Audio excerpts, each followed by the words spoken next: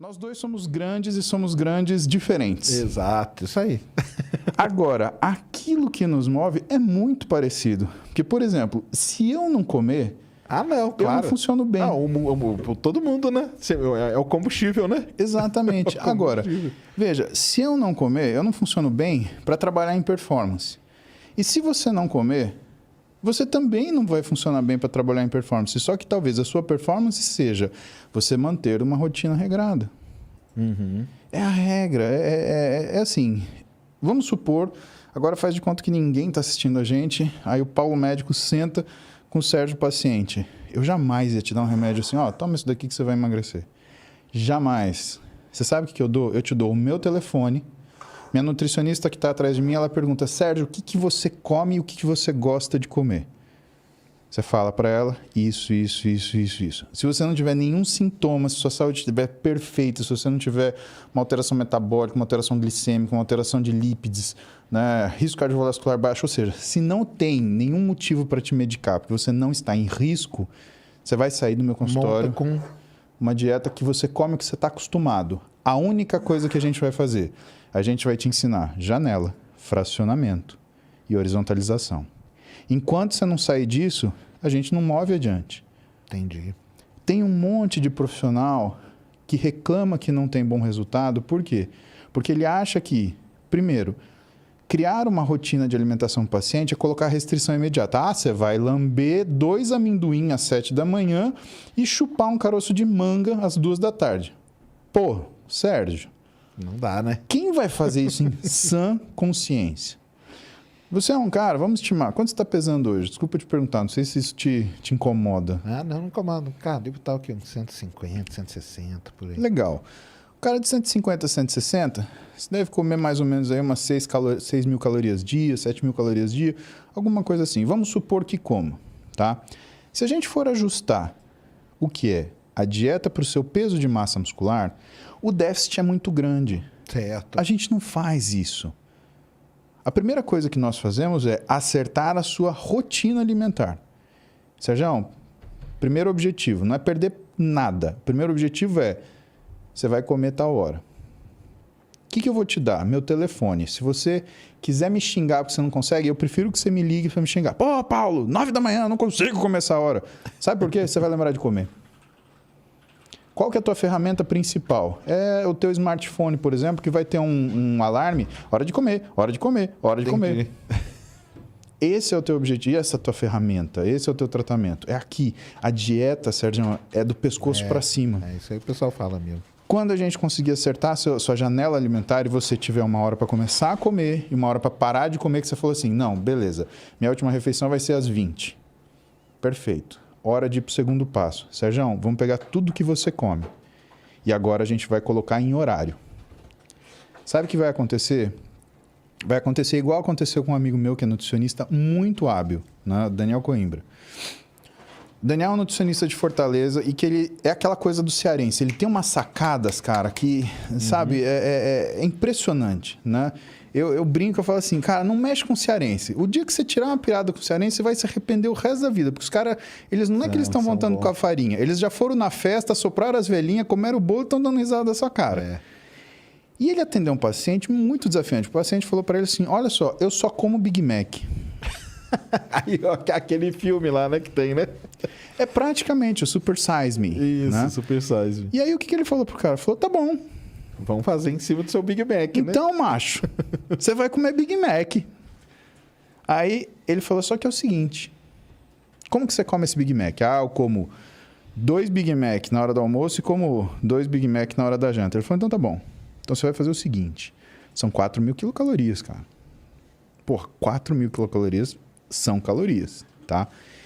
Ele falou para o cara, você vai fazer o seguinte, você vai comer, só que você vai tomar café de Big Mac, você vai comer Big Mac no meio da manhã, Big Mac na hora do almoço, Big Mac no meio da tarde, muito obrigado. E Big Mac na hora de dormir. E o sujeito fez. Deu 3 semanas. O sujeito ligou pra ele. Pô, Daniel, não tô aguentando mais comer Big Mac, pô. Essa porcaria aqui. Não aguento sentir o cheiro. Aí ele falou, ótimo. Pronto, agora tá pronto pra mudar, né? Só que você vai continuar comendo essa porcaria, eu só vou trocar uma refeição. Pelo amor de Deus, troca tudo. Não. Aí ele trocou uma. Trocou uma refeição, passou 3 dias, o cara ligou para ele e falou, não posso comer toda essa refeição. E ele fez uma refeição que era uma refeição com comida, arroz, feijão, mas trocando a caloria. Entendi. Que é o alvo principal do nutricionista. Você entrega para ele, por exemplo, vamos supor que o dinheiro do nutricionista são calorias. Então, eu tenho, sei lá, nessa lata, 1.000 calorias de valor. Se eu não comer, aliás, se eu não tomar essa lata, o que eu posso comer? Eu posso comer todo esse prato aqui de sushi sashimi. É mais ou menos que nem aquela brincadeira do Silvio Santos, que ele fala assim, você aceita trocar esse carro zero assim, né? por uma bolsa furada? Aí o cara, sim! Você aceita trocar a sua bolsa furada por um saco de $10.000? Não! É isso mesmo. E a gente ficava desesperado com o cara lá. Então, o nutricionista, ele faz isso, ele faz essa troca. Ele fala, ó, isso daqui é pra tu, né? Trocar. Aí o cara queria trocar, ficou ansioso pra trocar. Ele, não, você ainda vai comer uma semana assim. 3 dias o cara tava louco. Eu não aguento mais. Aí ele falou, tá bom, troca mais um. Agora você tem 2 refeições assim. Foi fazendo... Entendi. Porque até do ponto de vista lógico, quando você cria um reflexo de escassez, você não vai comer mais Big Mac. Entendi. Pode ver, a primeira coisa, aparece um sujeito falando, olha, fruta engorda. O que acontece com o povo? Corta a fruta. O primeiro dia. No segundo dia, o cara quer acordar e comer um cacho de banana inteiro sozinho, ameixa, compra um saco de uva passa, vai comendo aquilo como se fosse água, blá, blá, blá, blá, só de raiva. Eu também não posso comer fruta, agora eu vou até lamber casca de melancia. Tudo o cara faz. Você não pode criar o reflexo da escassez. E tem que ser a transição. Mas depois vão cobrar a gente nos comentários. Só para o pessoal não sair fazendo jejum intermitente à torta e direita. Então, faz aí, porque senão vão lá no seu falar como assim. Exato. Aí essa janela alimentar, que é comum ao jejum intermitente, mas não significa que você esteja fazendo isso, o que ela ajusta? Ela ajusta com outra coisa, né, que a gente chama de horizontalização alimentar, né? Então, tem a janela alimentar, fracionamento alimentar e a horizontalização alimentar. Quando você junta o que é o fracionamento alimentar mais a horizontalização alimentar, a gente dá um exemplo muito legal para o nosso paciente, né? Então, a gente pega uma garrafa PET de refrigerante, 2,5 litros. Bom, essa lata de refrigerante, ela tem 310 ml, é isso? 310 ml. Teoricamente, essa lata de refrigerante, ela cabe numa garrafa PET, certo? Mas vamos supor que ela não tenha tampa. E vamos supor que eu quero transferir o conteúdo da lata para a garrafa. E aí, eu pego a lata e faço isso aqui, ó. Ó, até molhei. Bom, a exemplo do que aconteceu aqui, o que vai acontecer se eu virar o conteúdo da lata de uma vez? Muito provavelmente você vai derramar toda essa água e nenhuma água vai cair dentro da garrafa. Por quê? Porque você não fez a conta de uma coisa chamada gargalo. E aparentemente, Sérgio, o que a gente tem é um gargalo na nossa capacidade de absorção e utilização dessa energia. Legal. Então, o processo de emagrecimento, ele conta com 2 coisas relacionadas à janela alimentar, que é o fracionamento, ou seja, colocarei uma lata por vez. Porque se eu colocar 2, uma vai estar no buraco errado, ou em buraco algum. Certo. E segundo, a horizontalização, ou seja, eu sempre colocarei de lata em lata. Por quê? Quando você coloca mais caloria do que o seu gargalo permite, de capacidade de assimilação daquela energia, você vai engordar por excesso de caloria. E quando você coloca menos, que é o erro de todo mundo que faz restrição alimentar. É cortar a caloria que você fala. Exatamente. E por que isso é um erro? Né? Isso é um erro porque quando você faz isso, o teu organismo ele entra num modo estresse. E o que ele faz? Ele liga o modo economia de energia. E quando ele liga esse modo economia de energia, e ele usa hormônios para fazer isso, esse é um estado que permanece. Logo, 2 coisas acontecem. Ele diminui a velocidade de queima de gordura, começa a fazer uma coisa que a gente chama de produção endógena de glicose, ou seja, o fígado começa a liberar glicemia na circulação, só que não é uma coisa controlada e devagar, é um burst. Puff. Isso provoca um aumento de resistência à insulina, que é o hormônio que coloca a energia dentro da célula. E quando isso acontece, Você diminui o influxo de energia para dentro da célula muscular e aumenta o influxo de energia para dentro da gordura.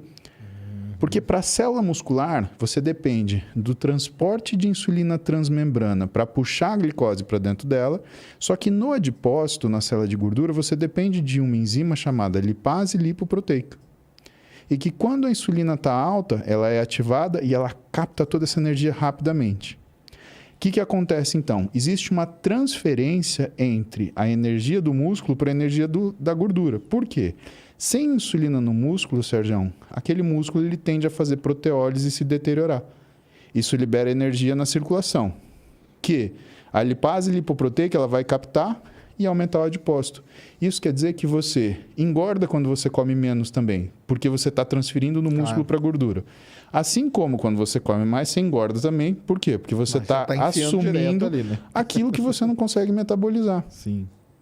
Então, esses dois conceitos, associado ao que é a garrafa de Coca-Cola, é a pessoa compreender que ela tem que comer de forma progressiva e em quantidades semelhantes.